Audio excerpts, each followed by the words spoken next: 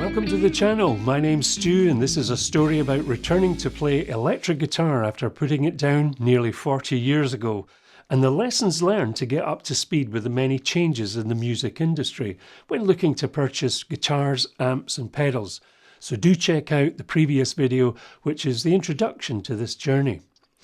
So how did I decide on what guitar to purchase? And perhaps my thought process may be of benefit to you if you're stuck about choosing a guitar.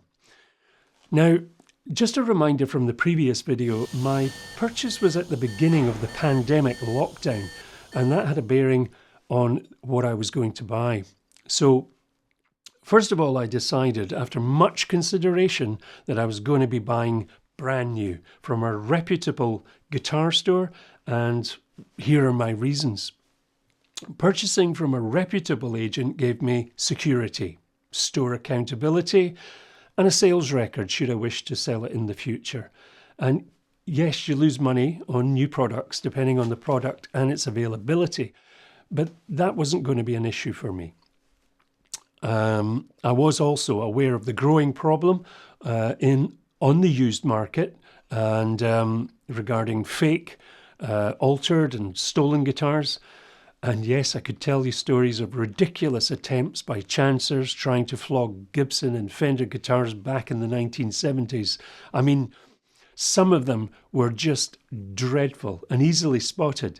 But sadly today, you know, it can be really difficult to spot a fake unless you're quite the expert. So, after much consideration, I decided on a modern model of the Fender Stratocaster, but one that still remained true to the heart of the 50s, 60s models that I remembered as a young guitar player. So what did I choose at the start of my journey's return to writing and recording music? Well, having scoured the internet, I managed to find what I was looking for, and here we have a beautiful end-of-line 2019 American Fender Stratocaster in an iconic three-tone Sunburst. The American Professional, first of the series Stratocaster, as you can see here, it comes complete with a Fender branded hard case, listed as having an ATA molded military-grade ABS outer shell, and that's something that's really lightweight and something I appreciate. So, without going into the nitty-gritty of specifications, I'm going to point out that it's pretty true to the original Leo Fender design. You know, this model has the smaller pre-CBS headstock, which I personally prefer over the larger variant. That was a change CBS management made, apparently to allow for a larger logo decal.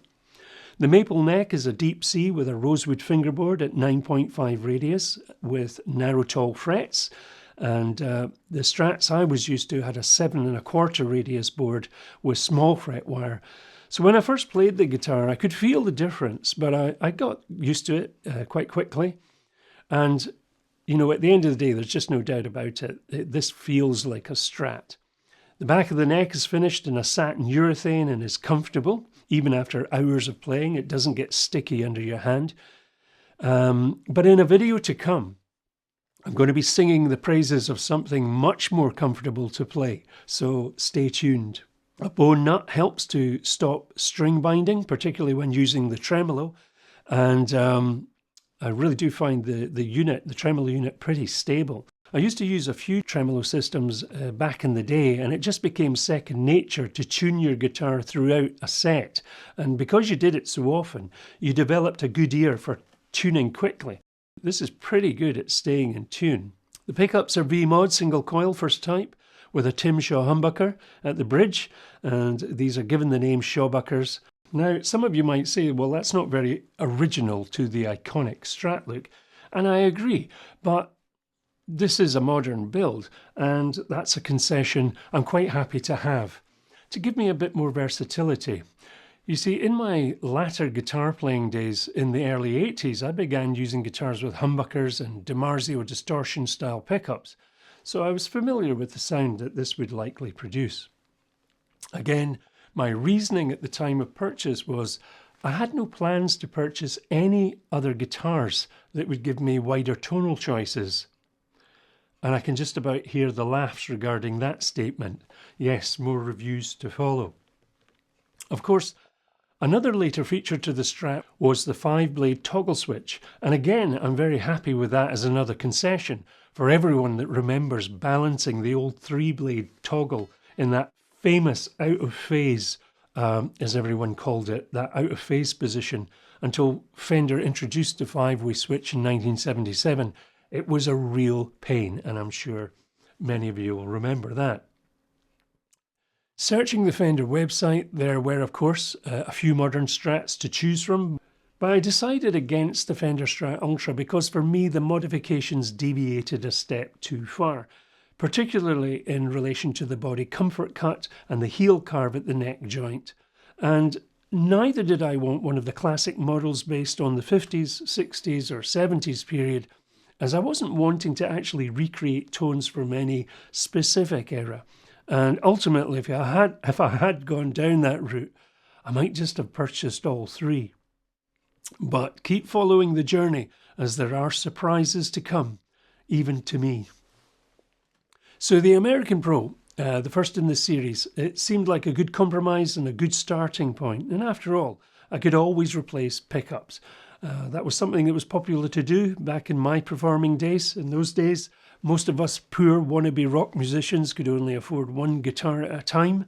Therefore, modifications and refinishing was common. And to hear someone that had two guitars, well, that was rare indeed. But how things have changed. I mean, I've heard general market research has found that the average guitar lover today owns around 10 guitars, with figures of 20 plus guitars not being uncommon. And we're not even talking about the serious guitar collector that can run into hundreds and even more. Anyhow, the finish on the older body of the guitar is a gloss polyurethane, and while I personally prefer a nitrocellulose finish, I'm happy for a modern guitar to have this hard-wearing coat because, well, I want to keep it in lovely condition, and this type of finish really helps to do that. But I'm no stranger to stripping off polyurethane from a number of my guitars back when it was cheaper to refinish them rather than buy a new one. Now, I have actually had this guitar for a couple of years and I'm still very much loving playing it. And I did at one point consider replacing the V-Mod single coil pickups here with something that was maybe that had just a little bit more edge, but I decided against that, and that was because of future acquisitions that would be made, and so changing the pickups out were not going to be necessary. And I like this because at the end of the day, it's a modern sounding Strat and it has its own kind of modern chime. And in due course, I'll be comparing it with some of the other models. So keep posted, subscribe, and if you think others will benefit, then please do share. So is there anything I don't like about the guitar? For the money? Well, compared with other manufacturers who make their own S-style version guitars, and in some cases considerably cheaper, I really do feel that Fender, in this particular example, could have paid more attention to the fingerboard and in particular the fret dressing. And when I have a bit of time, I'm going to give the frets a wee going over with a fine file. Now, they're not bad. It's just that, well, they should be better. And yeah, and that's really it. It plays well, it's beautifully finished, and it feels like a Stratocaster. Now, I've seen and read reviews regarding people putting budget guitars up against USA built Fenders. And while that can be interesting, at the end of the day, having owned many different types of guitars, some were very good and others not, as I returned to playing in my early 60s, I can now own an American-made Fender Stratocaster. And a big part of that ownership is to do with nostalgia and history for me. I have a connection to those early guitars and the iconic music that was once produced surrounding them. And for those of you who are younger, your take on these things might be very different indeed, and it'd be interesting to hear your comments, so do comment below. Discussions often revolve around the differences between the Mexican-made guitars, which are a good bit cheaper, against the US models. But as far as I understand it, the Mexican models are very well made and they are a great choice. From my perspective, that comes as no surprise. Once again, my choice is based on the traditional connection. And as a side point, resale on a branded product does tend to hold greater value, or at least it would likely be more desirable and saleable depending on the price point. But at the end of the day, for me, it's just nice to own a piece of history. And because that was completely out of reach for me as a young lad who could only dream about owning a real Fender, albeit a modern build. So at the time the guitar arrived, all I had to play it through was this little Vox 5-watt practice amp I mentioned in the previous video. And while it's an interesting little product, it's not one I'd use in the studio. And so amplifiers, that had to be my next investigation. And once again, due to the pandemic, I'd need to watch various video reviews online, and I'll explain where this Marshall combo comes into the story. Back in the 1970s and 80s, I was used to the valve heads from Marshall, Laney, Orange and various others, usually with an appropriate 4x12 cabinet. However, 40 years on, with studio recording at the forefront of my thoughts, my search would go in a different direction. And oh yeah, the guitar and effects pedal hunt would also begin. So you can follow that journey in the next video. And if you like the content, then subscribing and hitting the usual buttons are much appreciated.